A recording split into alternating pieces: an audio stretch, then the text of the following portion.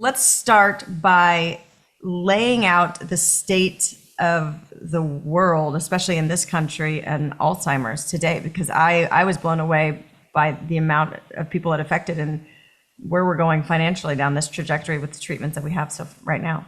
Yeah, that's a really good point. And we are at a real inflection point, a real point of change. So this is now the third leading cause of death in the United States. In the UK, it is the number two cause of death. And in women in the UK, it is the number one cause of death. And a lot of times people say, well, Alzheimer's, that's old timers disease. Well, things have changed. What's happened is the dramatic increases over the last 15 years have been in the 40 somethings and 50 somethings.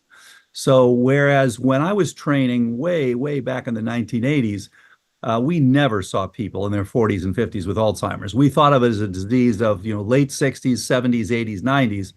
And it's turned out that, first of all, we're seeing it a lot more in 40 somethings and 50 somethings. These were, as I say, the biggest changes have been in that age group. And the second thing we found is that when you get a diagnosis of Alzheimer's related dementia, that is about 20 years on average since the biochemical changes began. So if you get diagnosed when you're 58, you probably had the changes beginning at 38. And what's the good news is there are all sorts of new tests. And one in particular I'm very excited about is a blood test. And it combines looking at p-tau 217. So this is a phosphorylated tau at 217. That's the amino acid number. With another one called GFAP and a third one called NFL. So now, for the first time, you just get a blood test, and you can look and see, okay, do I have early stage Alzheimer's? I may be completely asymptomatic, but the good news is I can see it early, and I can make sure it will never bother me. So we've really gotten to the point where, for the first time in history, Alzheimer's is optional. Virtually nobody needs to go on to get Alzheimer-related dementia. And yet we hear all the time, oh my gosh, this is bad. My mother got it, my sister got it, my brother got it, whatever. The reality is, if everybody would get evaluated and get on early prevention or earliest treatment, huge difference. And we should at some point maybe talk about there are 4 stages. So you can start really early and you can say, okay, no problem, I'm here. Just like we went from diabetes to pre-diabetes to now insulin resistance, which is pre-diabetes. Same thing has happened with Alzheimer's. We've gone from Alzheimer-related dementia to MCI to SCI to now asymptomatics, where you can pick it up early and make sure you never have problems. And I mean, we'll get into all the different kind of causes, but there's certainly a genetic, Yes. string attached. So if we can test, we should be on this. Anyone with Alzheimer's in their lineage should be on this protocol kind of, or a prevention process, their whole life, really. Yeah, really, we think in terms of, once you hit 35, you should go ahead and be on active prevention, get an evaluation, we call the evaluation a cognoscopy. Just like, when you turn 50, you get a colonoscopy. And actually, my wife and I, when we turned 50, we were not really interested in doing this. So we said, okay, let's just go on Valentine's Day. We'll have his and hers colonoscopies and get it over with. So we went on Valentine's Day, got our his and hers, and just, get it over with. Oh my God. So now we recommend everyone, if you're 35 or over, please have a cognoscopy, get on active prevention so that you never have to worry about this. And great news is you can now even look to see, am I headed for this, which wasn't available even 5 years ago.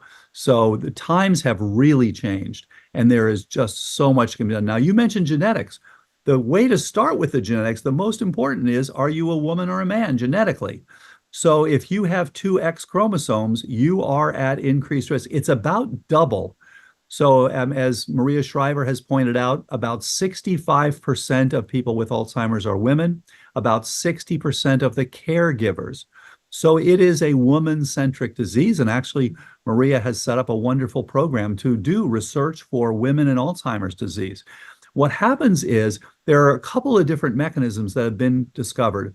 One of them, of course, is the change with menopause, so that you have this rather dramatic reduction in many people in estradiol and progesterone. And when you reduce that support for the brain literally has to start pulling back. And so that is an important part of what we look at. Is your brain supported by all these many, as you indicated, many different factors that are all key? And they fall into a few groups, but it's critical to understand, are you losing that support? Now, in contrast, of course, men will, with their andropause, will go down on their testosterone more slowly, whereas the estradiol change is more rapid. So you're pulling back that support from your synaptic network.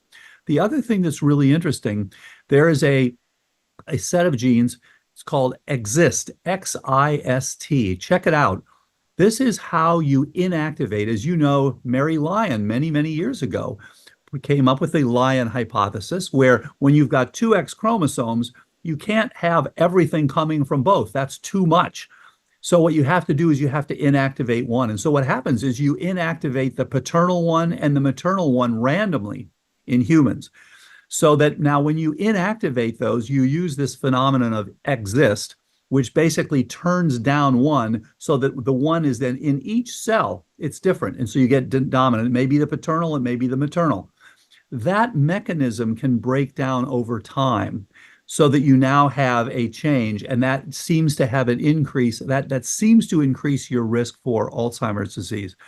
So there are these multiple mechanisms, but whatever it is more common if you are a woman than a man. You're at increased risk for Alzheimer's. Men are at increased risk compared to women for Parkinson's and for ALS, but at reduced risk, of course, for Alzheimer's disease. So again, if you are a woman, please get evaluated.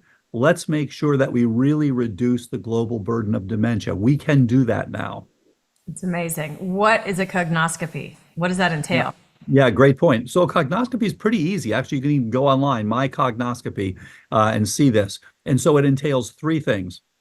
Number one, you want to have a series of blood tests that just tells you, do you have the things that are suggesting? Do you? So we have the new one that I mentioned that tells you if you have the problem. Then there's a set that tells you why you have the problem. Is your methylation too low? Is your inflammation too high? Are your energetics too low? Are your mitochondria not functioning up to speed? Do you have sleep apnea? All these things are critical. So you've got the testing up front, which is, again, mostly blood tests. Things like sleep apnea, by the way, wearables, so incredibly helpful. So you check your sleep at night. If you have an Oura ring, you can do that. Look at your oxygenation. It should not be coming below 92%. Look at your REM sleep. You want to get at least an hour and a half. Look at your deep sleep. You want to at least get 1 hour. And look at your total sleep, and you want to get at least 7 hours a night. If you're failing those things over time, that's going to give you an increased potential. Sleep apnea, a common one. Oral microbiome, another common one. So the bottom line is, number one on cognoscopy is the blood tests. Number two is simple online cognitive assessment. See where you stand, because this problem sneaks up on you.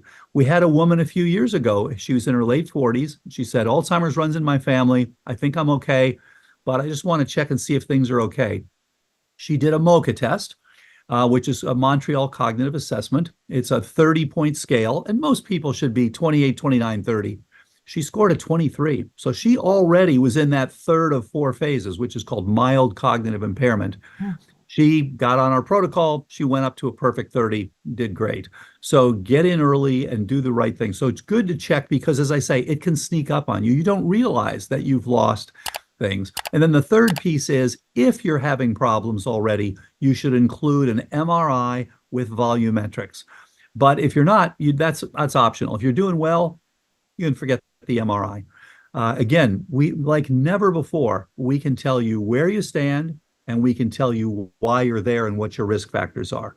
And we can address those. So the protocol that we developed and published as the first reversals of cognitive decline a decade ago, based on just finding those things, identifying the things that are driving the process. They're a little different for each person, and then you want to go after those things. If there's sleep apnea, do it. If you've got a leaky gut, you can heal that. If you've got a change in your oral microbiome, you can deal with that. If you've got chronic sinusitis, Lyme disease, whatever, you can deal with these things and get people optimized again. And we just actually have a paper that's just been freely available online, posted, showing we have people with over a decade of sustained improvement, which is just unheard of before.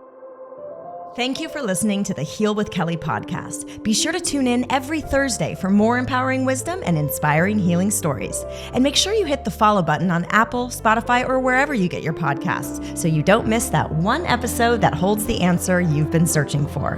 Oh, and if you found this episode inspiring, please rate, review, and share Heal with Kelly so that we can grow our audience and reach more people. We truly appreciate it. Lots of love.